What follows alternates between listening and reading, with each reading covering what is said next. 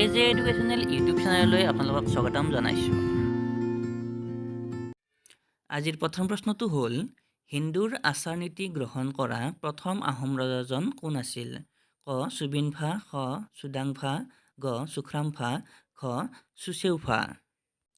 শুদ্ধ উত্তৰটো হ'ব খ চুডাংফা। চুডাংফাৰ লগত জড়িত আন কেইটামান কথা হ'ল চুডাংফাক বামুণী কোঁৱৰ বুলিও জনা যায়।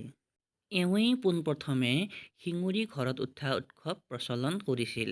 চুডাংফাই আহোমৰ ৰাজধানী চৰাইদেউৰ পৰা দিহিঙৰ পাৰৰ চৰগুৱালৈ তুলি আনিছিল। তাৰ পিছৰ প্ৰশ্নটো হৈছে কোনজন আহোম ৰজাই আহোমৰ পূৰ্বৰ আইজোতা শব্দৰ পৰিৱৰ্তে হিন্দুৰ শকাব্দ শব্দৰ প্ৰচলন কৰিছিল? ক চুহুংমুং, খ চুডাংফা, গ চুখ্ৰামফা, খ চুচেউফা। ইয়াৰ শুদ্ধ উত্তৰটো হৈছে ক চুহুংমুং। চুহুংমুঙৰ লগত জড়িত আন কেইটামান কথা হ'ল চুহুংমুঙে স্বৰ্গনাৰায়ণ উপাধি গ্ৰহণ কৰিছিল। এওঁৰ দিনতেই প্ৰথম লোকপিয়ল কৰা হৈছিল। এওঁৱেই পোনপ্ৰথমে অসমীয়া ভাষাত বুৰঞ্জী লিখুৱাইছিল।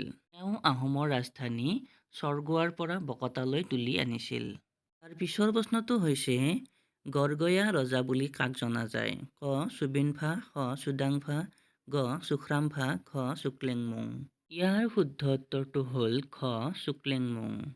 চুক্লেংমুঙে আহোমৰ ৰাজধানী বকতাৰ পৰা গড়গাঁৱলৈ তুলি আনিছিল, সেয়েহে এওঁক গড়গয়া ৰজা বুলিও জনা যায়। চুক্লেংমুঙৰ লগত জড়িত আন কেইটামান কথা হ'ল চুক্লেংমুঙে গড়গাঁও পুখুৰী খন্দুৱাইছিল আৰু নগাআলি বন্ধুৱাইছিল।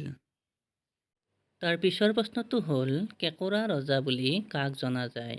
ক চুবিনফা, খ চুডাংফা, গ চুটিনফা, খ চুচেউফা। ইয়াৰ শুদ্ধ উত্তৰটো হৈছে গ চুটিনফা। এওঁক কুজা ৰজা বুলিও জনা যায়। আনহাতে এওঁৰ স্বাস্থ্য সদায় বেয়া হৈ আছিল বাবে এওঁক নৰিয়া ৰজা বুলিও জনা যায়। তাৰ পিছৰ প্ৰশ্নটো হৈছে বুঢ়া ৰজা বুলি কাক জনা যায়? ক চুবিনফা, খ চুডাংফা, গ চুখ্ৰামফা, খ চুচেংফা। ইয়াৰ শুদ্ধ উত্তৰটো হ'ল খ চুচেংফা। এওঁৰ হিন্দু নাম প্ৰতাপসিংহ। এওঁ যথেষ্ট দূৰদৰ্শী ৰজা আছিল বাবে এওঁক বুদ্ধি স্বৰ্গনাৰায়ণ বুলিও জনা যায়।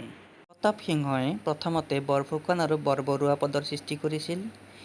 এওঁ দুৰ্গা পূজাত মূৰ্তিৰ প্ৰচলন কৰিছিল।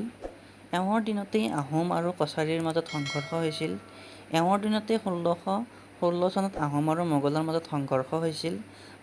প্ৰতাপসিংহই পাইক প্ৰথা আৰু প্ৰচা প্ৰথাৰ প্ৰচলন কৰিছিল আৰু প্ৰতাপসিংহই ব্ৰাহ্মণক কটকী হিচাপে নিযুক্তি দিয়াৰ ব্যৱস্থা কৰিছিল।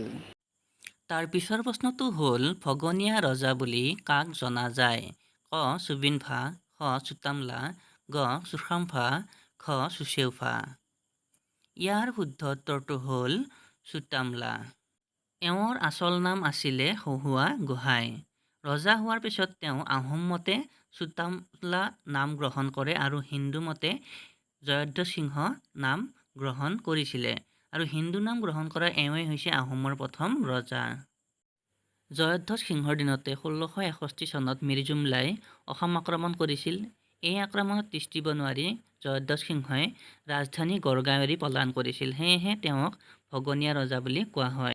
আহোম আৰু মোগলৰ মাজত হোৱা যুদ্ধৰ পৰিসমাপ্তিৰ বাবে এওঁৰ দিনতে ১৬৬৩ চনৰ ২২ জানুৱাৰীত ঘিলাজাৰী ঘাটৰ সন্ধি হয়। জয়ধ্বজ সিংহই ৰজাঘৰীয়া আউনীআটী সত্ৰ আৰু দক্ষিণপাট সত্ৰ নামৰ দুখন সত্ৰ স্থাপন কৰিছিল। এওঁ আউনীআটী সত্ৰৰ সত্ৰাধিকাৰৰ ওচৰত শৰণ লোৱা বাবে এওঁক শৰণীয়া ৰজা বুলিও কোৱা হৈছিল। তাৰ পিছৰ প্ৰশ্নটো হ'ল বঙালৰ অধীন হৈ থকাতকৈ মৰণেই শ্ৰেয়। এই কথাষাৰ কোনজন আহোম ৰজাৰ? ক চুপংমুং, খ চুডাংফা, গ চুখ্ৰামফা, খ চুচেউফা। ইয়াৰ শুদ্ধ উত্তৰটো হ'ল ক চুপংমুং। চুপংমুঙৰ হিন্দু নাম হ'ল চক্ৰধ্বজ সিংহ। এওঁৰ দিনতে ১৬৬৭ চনত ঔৰংগজেবৰ নিৰ্দেশত ৰামসিংহই অসম আক্ৰমণ কৰিছিলে। এওঁৰ দিনতে ১৬৬৯ চনত আলাইবৰ যুদ্ধ সংঘটিত হৈছিলে। তাৰ পিছৰ প্ৰশ্নটো হ'ল কোনজন ৰজাৰ ৰাজত্বকালক অসমৰ পৰা মোগল শক্তি বিতাড়নৰ কাল বুলি জনা যায়? ক চুবিনফা, খ চুডাংফা, গ চুনাটফা, খ চুচেউফা। ইয়াৰ শুদ্ধ উত্তৰটো হৈছে গ চুনিটফা।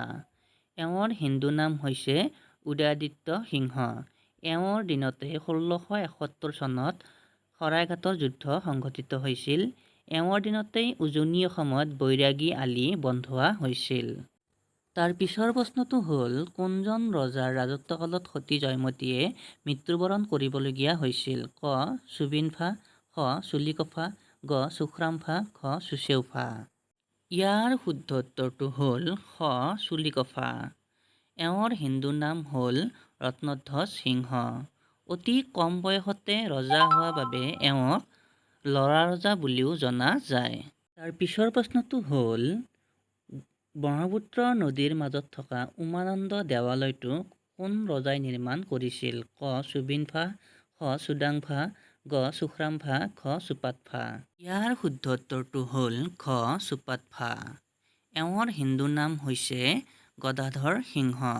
ৰজা হোৱাৰ আগতে এওঁক গদাপাণি বুলি জনা গৈছিল। এওঁই 1694 চনত ব্ৰহ্মপুত্ৰ নদীৰ মাজত উমানন্দ দেৱালয়টো নিৰ্মাণ কৰিছিল।